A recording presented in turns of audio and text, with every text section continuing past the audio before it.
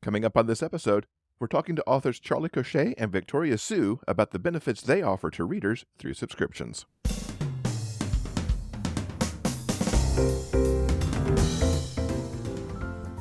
Welcome to episode 446 of the Big Gay Fiction Podcast, the show for avid readers and passionate fans of queer romance fiction. I'm Will, and with me as always is my co-host and husband, Jeff.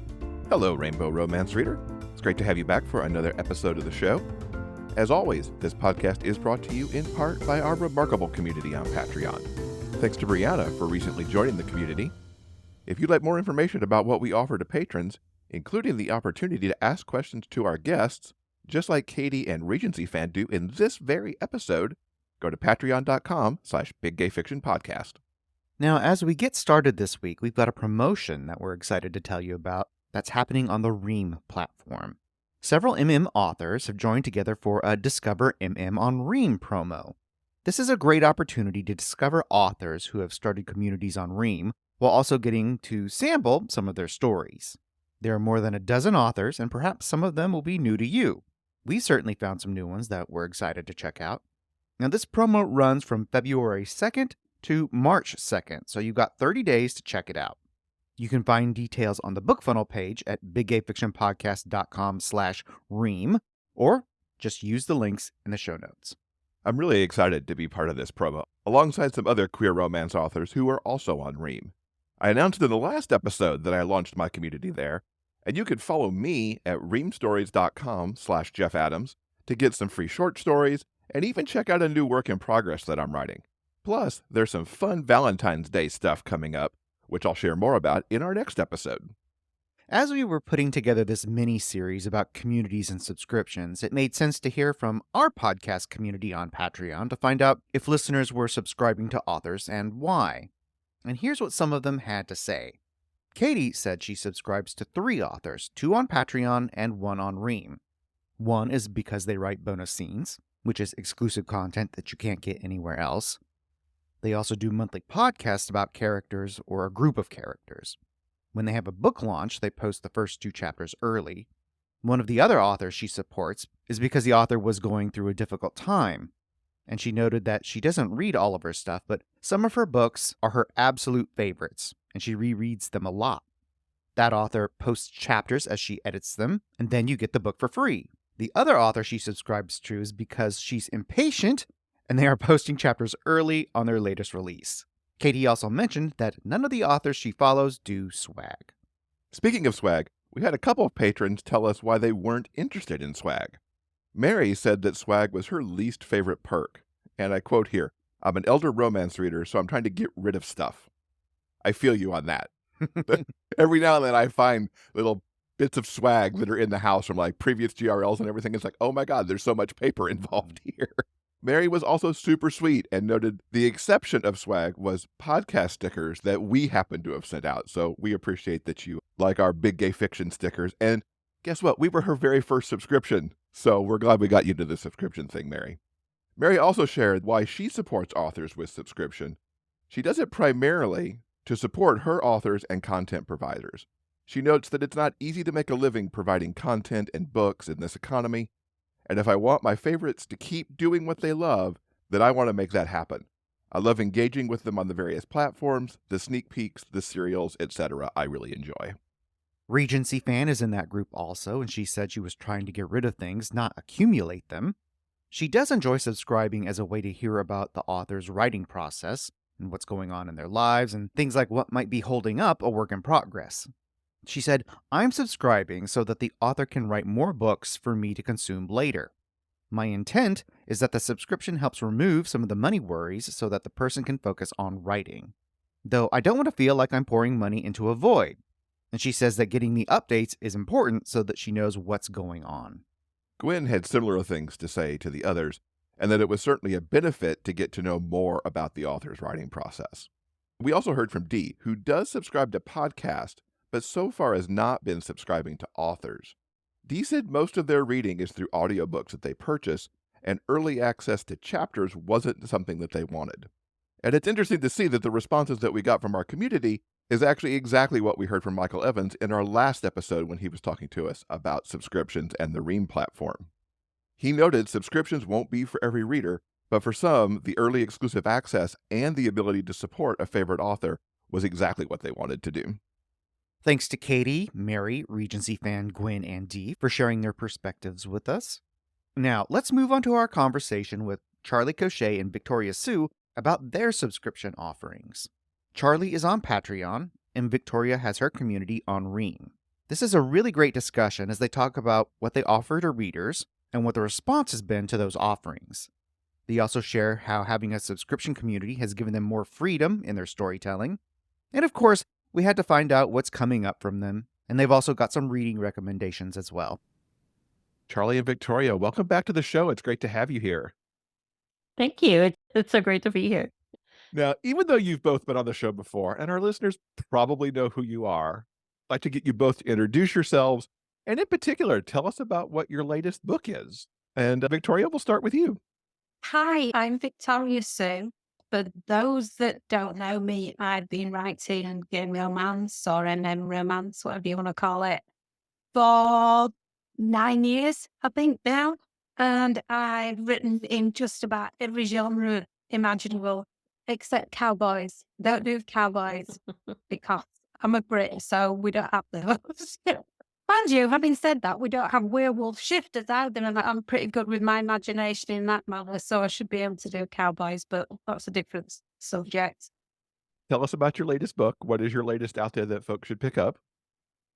Oh, actually, I've done something different and it came out today. It's called Dario Wicked Legacies, and it's a mafia romance, and it opens on a torture scene. So I've never written anything like this before, and I think my beta readers are still recovering from it. That Yeah. awesome. See, you can write cowboys one day. You do shifters. You just did mafia. And it's basically the premise is all the heirs to the mafia families, and it's all about them kind of breaking down the barriers of the old guard, La Familia, and striking their own paths. The first story starts when the guy who is supposed to be taking over finds out that his fiancée was basically going to step over his dead body as she walked back down the aisle because she'd done a deal with the Irish. And he had to marry into a certain family to fulfill his legacy and to become the boss, the Don. And then he finds out that there's a surprise half brother, As there is in many as there stories is, like as that. there is, and that's what happened. So it's pretty cool. I had such fun writing it, blood and all. Nice. And Charlie, tell us about you and your latest. My latest is like at the complete opposite spectrum of that.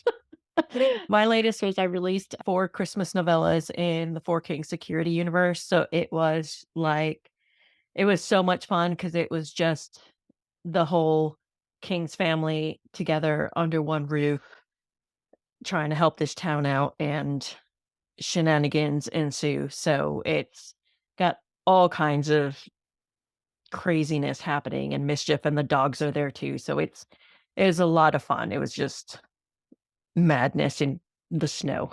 Mm. That could be a title in and of itself, Madness in the Snow. Madness in the snow. Yeah, and it fits them.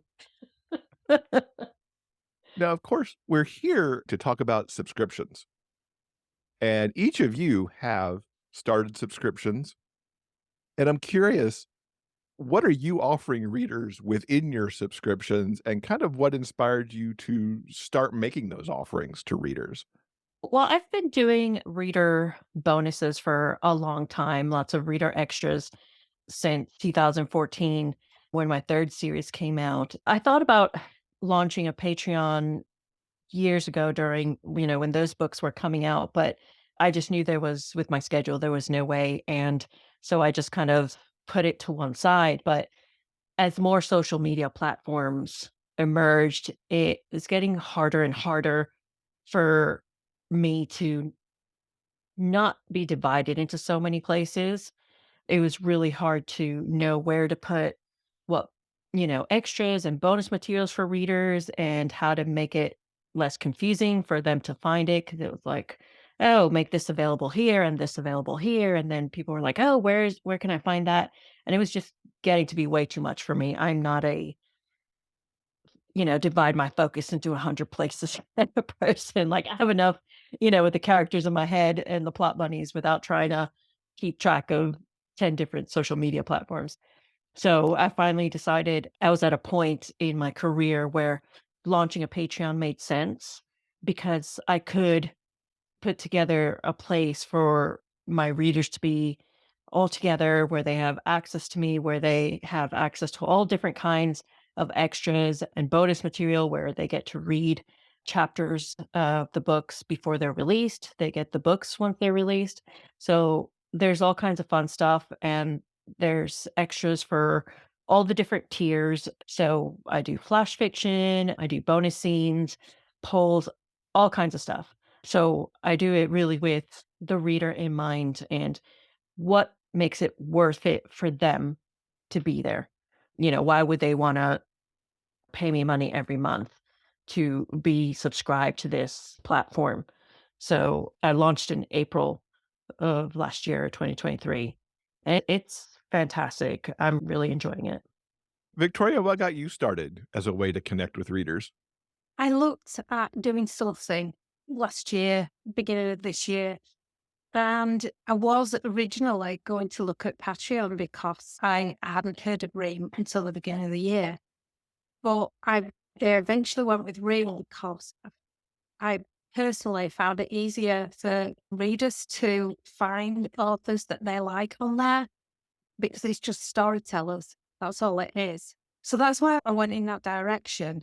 But why I originally decided to do something was I'd had an active weekly newsletter for 5, 6 years, something like that. And as Charlie said, it's where do you keep all the extra stuff, the bonus scenes that you write for the books you're coming out, the little Christmas ficklets, the competitions, all that sort of stuff. So I love the fact that I've got it all in one place. And one of the most popular things that my readers love as well is one of my tiers has an exclusive serial. It's Shifters because that's kind of tends to be what I'm known for. And I've promised that serial will never go on KU. It will never be on a resale platform at all, except Ream, which obviously is behind a paywall. And that's one of the most popular things that I've ever done. They love all the ficklets. They like, I'm not sure that likes the proper word. Yes, they get early access, but it's training readers who are used to binge reading an entire book in a couple of hours and then going on to something else. Well, we're talking KU whale readers here, which is very heavy in our genre, to read a book in bite-sized pieces. And a lot of them, they can't change that mindset. And a lot of them actually wait until I've maybe written 10 chapters or done the whole book. But then they pay because they like the extra stuff, the other things they can get as well. That's the most popular. And I think that helps to connect with readers.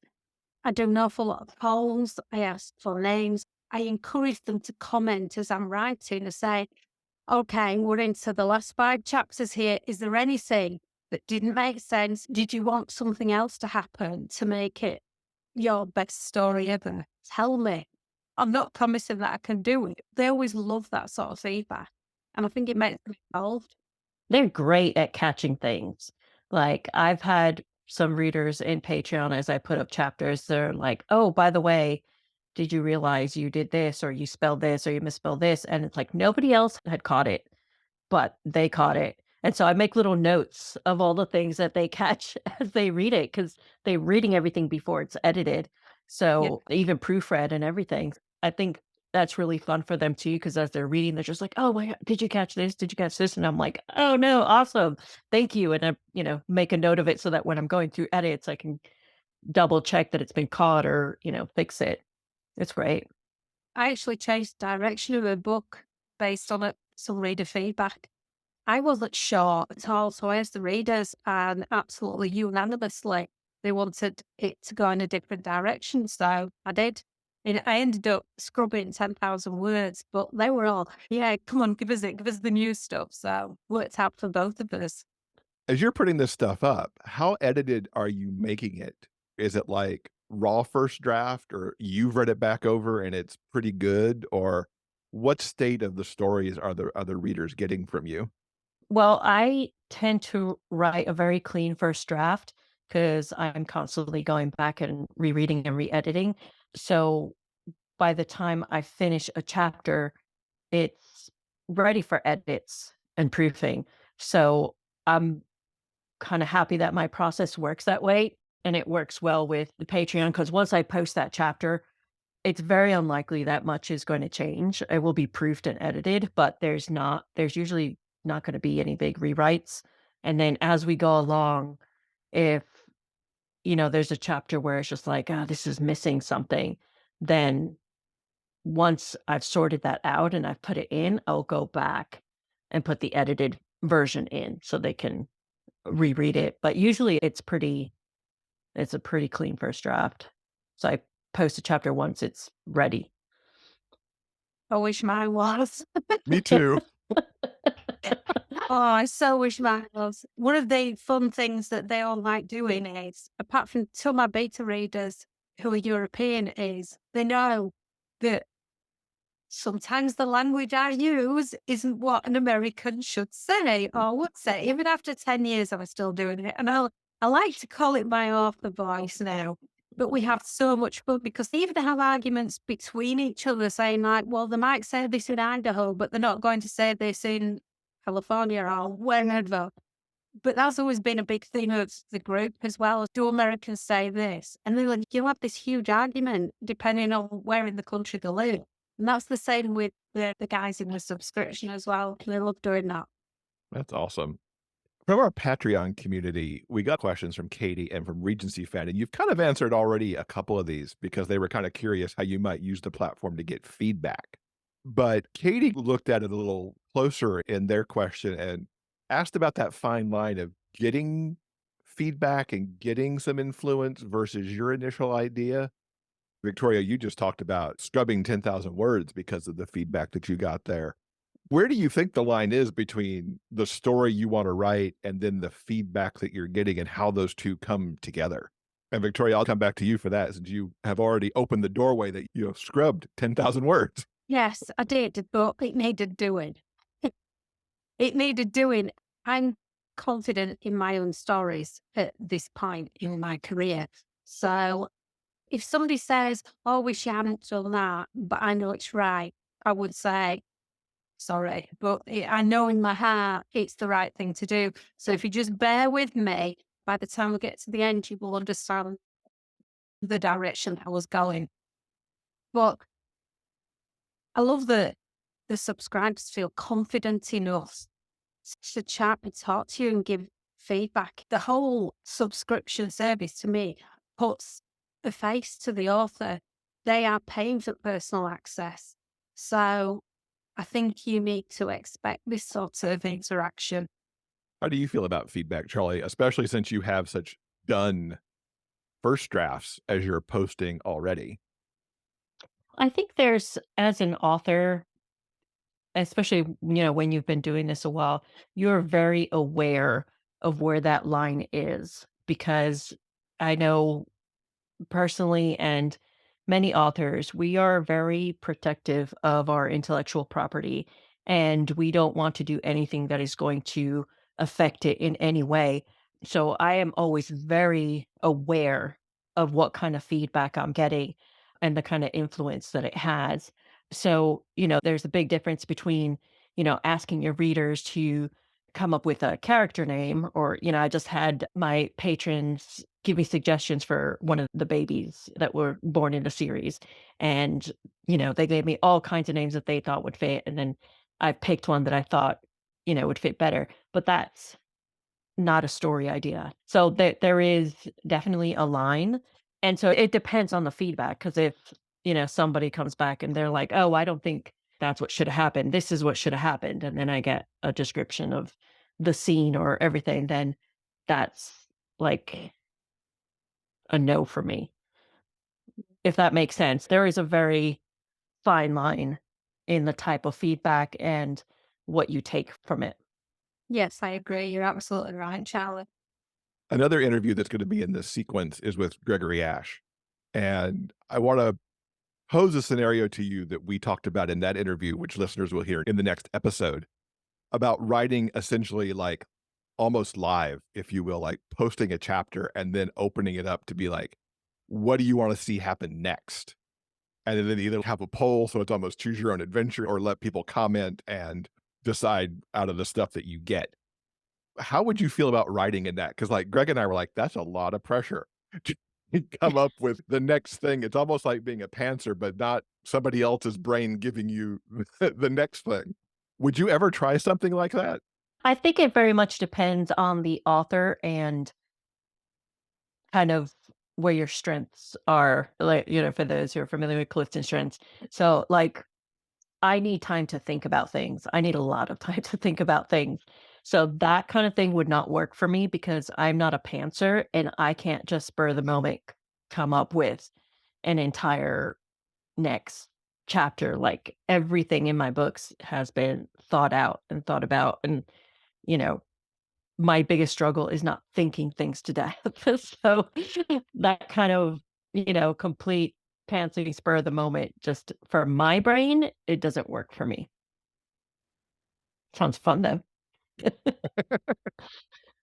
So it's stressful for me, but it sounds fun for, to take part in. I'm the opposite of Charlie. I'm very much a discovery writer. Tried for years to plot, and it never goes to plan. I don't think that I could do that with a main novel. But one of the benefits of one of my tiers is that they get to choose a prompt for a short story, which is kind of the same thing. They can do existing characters, they can have a completely new one. One of the series that I do is paranormal. It's about people being born with abilities. And a couple of the prompts I've got say, well, what if they can do that? Or what if they can do this? And that's good for kind of short stories that you're giving free to followers and stuff. For flash fiction, it's great. The whole thirds beyond the books are just little short flash fictions written to prompts that readers have submitted. And it's little things like, oh, can we see, Dex when he was a teenager? And then come up with something fun for that prompt. But they're, like I said, they're, maybe 2,000 words max, 3,000 sometimes. So they're just very short, self-contained, not like an entire novel of 80,000 words. One of the other questions that came in from Regency fan is, how do you balance having a subscription, having a newsletter? You both have reader groups on Facebook and still writing the books. How does all that balance? And do you ever see, this is kind of my question that adds on to that, where the subscription may start to take over from one or more of those other platforms and become more of a primary point for communication? Yes, I think you're right, to be honest, because I spent more time on my subscription in the first few months setting it up. Because, like I said, I only started it in July than I did on my newsletter. I kept on with my newsletter, and I'm hoping that the newsletter readers, now they have a central place to go to, because how does a newsletter reader know that I wrote a story a year ago about a book that they're reading right at this moment? I don't give a list every Saturday as to what short stories that I wrote and things like that. So it's a benefit to them, but it's a knock-on benefit. That wasn't my initial structure idea. And to go to your second point about it being extra work, it isn't for me because this is how I write.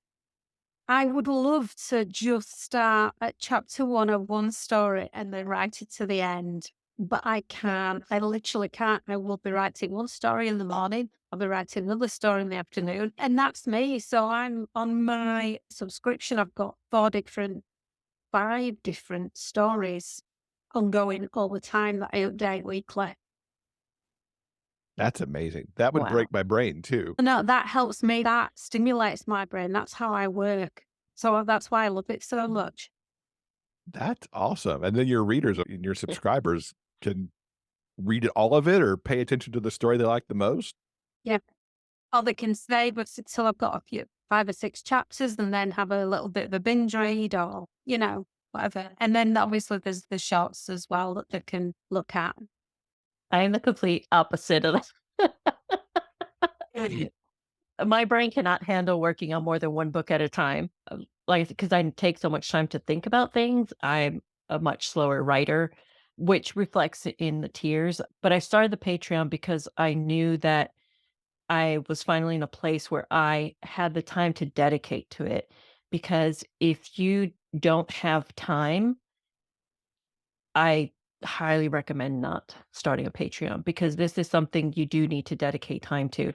And, this year I have certain number of books that I'm releasing, and that gives me the time that I need to focus on Patreon. So even though I post one book at a time, I post fewer chapters, but I polled my readers, and the majority of my patrons are there not just for support, but for all the extras. They want all the bonus scenes and character interviews and all the little things because they're very patient and they're happy to wait for the book. So they love all the other stuff. So that means a lot of scheduling, and I have a, content calendar so that I know what content I need to work on for when and for what tiers, because I want to make sure that the tiers are balanced out as well and everyone is getting what they're supposed to be getting. So I do a lot of character interviews and bonus scenes when, books come out and flash fictions that they submit prompts on. I even do little chats from the king's dogs, the puppies, they have their chats in the group and they love that. So I provide a lot of extras and that does take time, but I'm really enjoying it. And I just make sure that I am giving it the focus that it deserves. I think doing extras like Charles just described and that, I think for me personally, it keeps my creative well filled. It stimulates me into producing more things. And it keeps me on track.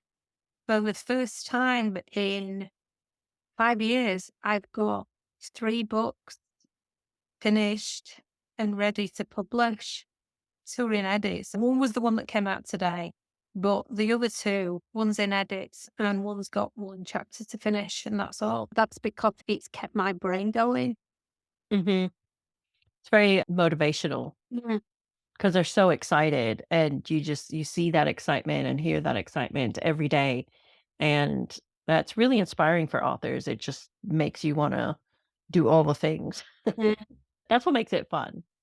I don't think readers understand how appreciative and how much their feedback and interaction, just saying, yeah, great, taking part in polls, coming up with name ideas. I don't think they honestly realize how much it Mhm. helps, how much it stimulates us as authors, and how much it encourages to have bum in chair and turn the computer on and do this day after day. Like it's a full-time job.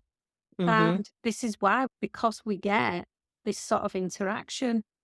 Yeah, it's great to see as you're writing something and, you see your comments from your patrons. They're just like, "Oh my god, you made me cry, but I trust you. I trust that everything's gonna be okay." And or like, "Oh my god, I can't believe you did that. You did that to him and you're so mean." And but you get that live feedback as you go, so you can see you're on the right track because you're getting all these sentences with lots of exclamation marks on them.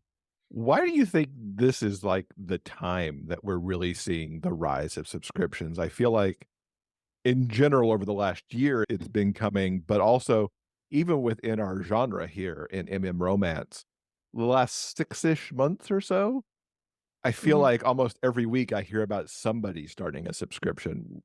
Why is that? I think it's because a lot of authors are starting to realize that we're finally at a place and time where we can have control over our own careers. We can be the ones who make the decisions and, you know, we're our own bosses. Like we don't have to answer to a publisher. We can produce the audiobooks that we want to produce. We can have a shop and have a say and control over our shops. We can, have our subscription services where we get to communicate directly and, form a community. For me personally, it's that realization of like, I have a career and I don't want it to be dependent on one particular platform. Heaven forbid my Amazon account gets closed for whatever random reason. I can still pay my bills. I can still continue to write and, pay for my health insurance. It's not being beholden to just one entity and knowing that you have a say in your own world and your artwork and what you produce. I think that's the biggest thing, like the biggest plus for me, and I'm loving every minute of it. What she said.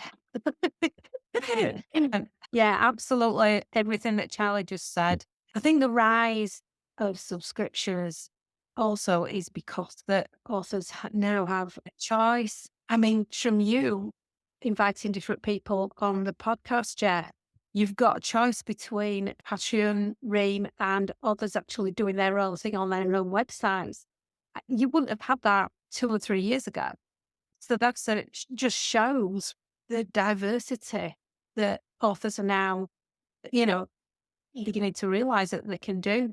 Yeah, you're not so restricted, I mean, there was a point where I didn't have a choice of what I did with my characters or my books because I didn't have that kind of control, and now it's like I can do what I want with them, and it's a bigger deal than it seems, I think. And there's so much available now to authors. It's like, if you want to go wide, there's all these different places where you can go wide and all these different places where you can sell your books, where you can sell your audiobooks. There's direct sales on your website where you can make things available to readers that were not available before, but you have that control now. And I think subscriptions is a big thing because you are building your reader community and you have control of it. Like, nobody else is gonna come and say, "Your readers can't read your stuff because I want them to read these people's over here because ads," or whatever, You're being creative, and there are people there for your creativity. Well, your readers can't get that specialized exclusive book cover because the publisher or whoever decided that they wanted a certain book cover on your book, not you. Yeah, like, I love all these what do they call them? Special editions.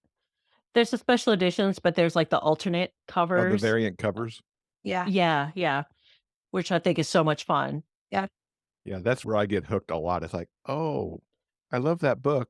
I already have that book, but ooh, that cover. I need that. Right? Yes. Yep. You're just like, "Oh, wow, shiny, like, pretty shiny." Every now and then I would do that with comic books. It's like, oh, look at all these fancy covers for this one issue I love so much. Need that one. And now Yep. we see it coming to our genre a lot. And I think with the subscriptions too, to kind of tie some of that back, like when we had Michael Evans on in the last episode talking about readers and why this was a good thing, it does take away the algorithm aspect.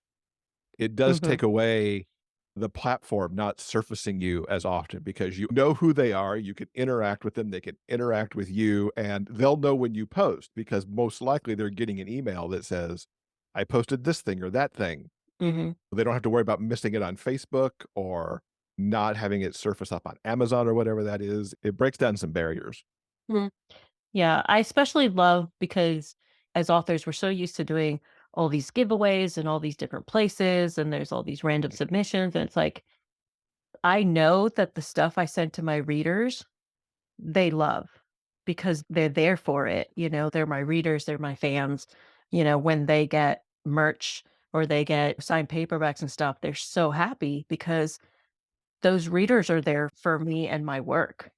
Like I said, it's not like random people who show up. They're there for you. So it changes a lot. For readers who haven't really considered subscriptions yet, maybe they're on the fence about it, or maybe this sequence of episodes we're doing right now is really the first they're hearing about it. What would be what you would say to them about why they actually might want to consider subscribing to a favorite author or 2 or 10, depending on their budget? I think it's the involvement first and foremost. It's having personal interaction. It's having exclusivity. They get to see the stuff first. They often are the only people that get to see the stuff. Like I said, I've got a 4-book serial that's not going to be sold anywhere else at all. That's just going to be for those guys. I think readers are ready for something different. And hopefully that this is what we're giving them. I agree. And also, my patrons, they don't have to worry about their comments disappearing into the ether or into the whole thing thread, or if they leave a comment, I see it. I always see it because I get notified and I see their comments and I can respond. Whereas like if readers, you know, leave me a comment or ask me a question in my group, there's a really good chance I might not see it because there's just so many threads and comments and things going on that it's just it goes into my spam or it doesn't show up. But also Patreon offers a free membership, which I think is a really great place to start because you can get an idea of what the author is posting and see if that's something that, you get excited about and you want to read more of. I do public posts on my Patreon, and sometimes I do public bonus scenes. So I think even becoming a free member is a great way to kind of see what that author is up to, how often they post, what kind of content they post. But yeah, it's a great place to, if you're a fan of an author, you're going to find all their stuff there, all their updates, all their news, all their cover reveals and blurbs and bonus stuff when that's coming out. 'Cause my patrons always know everything first. So if there's a bonus scene coming, they'll know about it first and they'll get it first. A lot of the content is exclusive to them for ficlets and stuff. It's just a great place to be where your author is and all the stuff that they creating for you. Yeah, like, exactly. Free followers is something that I'm doing on Ream as well that they do. And when I finish this, I'm actually about to publish a bonus end scene for the book that got published today. So I didn't have time to finish it and put it on, but they know it's coming. And that's going to be for just basically anybody that follows me on there. And things like that. I mean, it was 3,500 words, but it was a nice little thing about a secondary character that I'm sure I'll get questions asked about if not. So, But the subscription is a great place to know that's where those things are going to be. Like all the little bonus scenes that are linked at the end of my books, they'll be on Patreon. yeah. They'll be open and, free to the public, but that's where they're going to be because I can keep track of where everything is. And it makes it easy if a reader gets to the end of the book and they're like, "Oh, there's a bonus scene." You know where it's going to be. It's always going to be in the same place. You don't have to go hunting for it in a million other places. Mhm. That's an interesting thing you just said, and I hadn't considered that aspect of it before, but putting those bonus scenes that we might have previously offered to, sign up for my email, get this prologue, get this bonus scene. It can now be, if you're following me on Ream or Patreon, here's the link to it. And then that brings them into your ecosystem, if you will, but not on your Mhm. email list. And it's in here where everything else is. And then I guess for the reader too, they don't have all these little pieces of things flying around on their e-reader or whatever. It's all right here. Mhm. It's Yep. impossible. You've only got, like I said, Charlie and I have been writing for nearly 10 years and probably 10 years plus for Charlie. But in all those years, there's no way you can, if you just do the newsletter, there isn't somewhere to bring it together. I know a lot of people try it on the websites, but websites don't have interaction. I tend to just do short stories on my website, like if it's an actual short from some, like the heart to heart kind of anthology and stuff. But like you said, it doesn't really work for bonus. I used to, but I've just now, if on my website, when it says short stories, the link takes them to my read page. So wherever they're coming from, they go to the same place. Yeah, it's great. keeping it all just really simple. Now, you've each had your subscription under a year now. Charlie, you're a little bit longer into it. You're getting all this feedback from readers on the stuff you're putting out there. What are you hearing in general about what they think of the fact that you've got this subscription and the things that they're getting from it?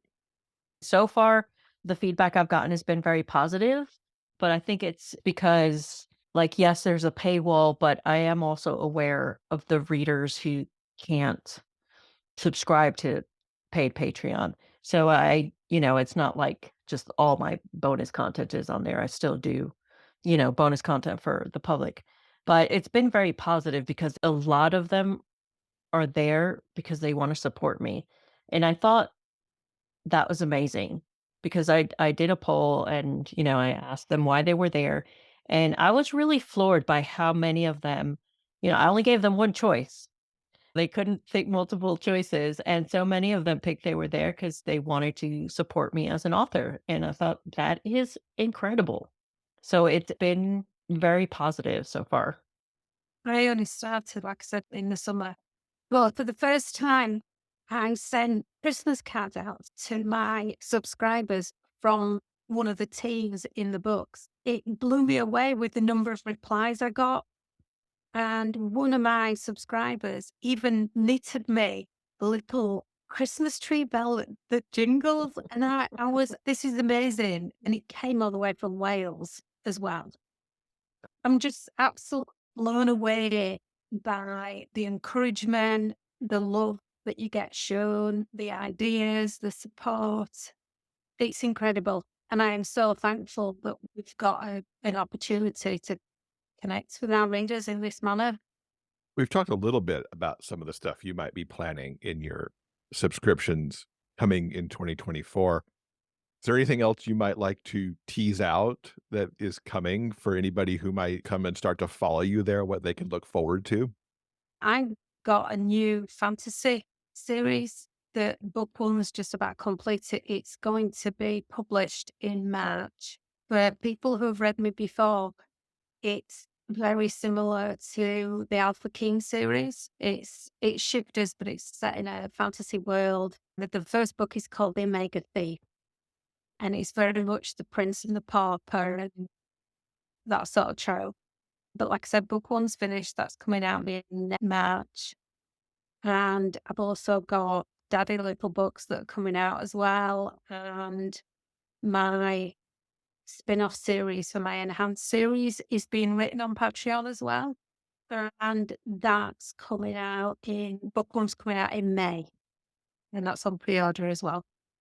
So I'm going to be starting a serial on my Patreon, which I think is going to be a lot of fun because I got such great feedback from the King's Christmas stories, and I had so much fun writing them that I decided it would be a lot of fun to do a serial with those guys and get, the patrons involved. And so I think that's going to be a lot of fun. And the book that I'm starting now, the second Royal Flush book, that's going to be on Patreon. And so is the second Tin book. And those two I have on schedule to release this year. So all the chapters for those will be on Patreon. And I'll probably be adding stuff throughout the year because as you go, you kind of get a feel for things and you see what's working, what's not working. You ask for feedback on what kind of stuff they want more of or, what they wish they could see. So I'm sure there's going to be more stuff on top of what's already offered. That's amazing. And as we wrap up, of course, we've always got to get recommendations here on the show. What are you guys reading that you have loved and that our listeners should check out? Right now, I'm reading the Sunday Brothers series by May Archer. Besides being an awesome person, I love her books. They are my comfort reads.